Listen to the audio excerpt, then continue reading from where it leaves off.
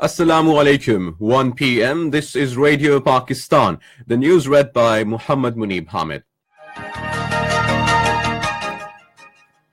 First, the headlines. Foreign Office summoned Indian Deputy High Commissioner in Islamabad today to protest over fresh incidents of unprovoked ceasefire violations by Indian occupation forces along the line of control. Islamabad High Court has adjourned hearing of contempt of court case against former Prime Minister Nawaz Sharif till Monday next. In occupied Kashmir, Pellet victims of Indian security forces staged a protest in Srinagar today. Law enforcing agencies arrested 37 suspects during search operations in Kohat today. In Afghanistan, 9 policemen have been killed in separate attacks by militants in western and eastern parts of the country. And now the news in detail. Foreign Office summoned Indian Deputy High Commissioner J.P. Singh today and condemned the unprovoked ceasefire violations by the Indian occupation forces along the line of control yesterday. Indian firing in Khuirata sector resulted in the martyrdom an 8-year-old boy. Indian Deputy High Commissioner was told that despite calls for restraint, his country continues to indulge in ceasefire violations. Indian forces have carried out more than 335 ceasefire violations along the line of control and the working boundary so far this year, resulting in the martyrdom of 15 innocent civilians and injuries to 65 others. He was conveyed that the deliberate targeting of civilian populated areas, especially children, is indeed deliberable and contrary to human dignity, international human rights and humanitarian laws. The ceasefire violations by India are a threat to regional peace and security and may lead to a strategic miscalculation. Foreign Office urged India to respect the 2003 ceasefire arrangements, investigate this and other incidents of ceasefire violations, and maintain peace on the LOC and the working boundary. Indian side should permit UNMOGIP to play its mandated role as per the UN Security Council's resolutions. Foreign Minister Khwaja Mohammad Asif is in Russia on 4-day visit on invitation of his Russian counterpart Sergei Lavrov. During his stay in Moscow, he will hold talks with his Russian counterpart.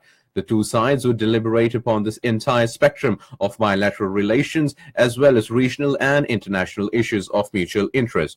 The two countries are celebrating the 70th anniversary of establishment of diplomatic relations this year.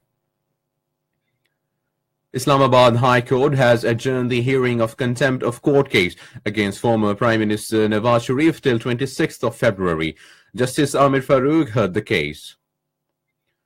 The National Assembly that resumed its session in Islamabad this morning with Speaker Sardar Ayaz Sadiq in the chair passed 2 bills. These are Health Services Academy Restructuring Bill 2017 and Islamabad Healthcare Regulatory Bill. The bills were moved by Minister for National Health Services Zaira Afzal Tarar.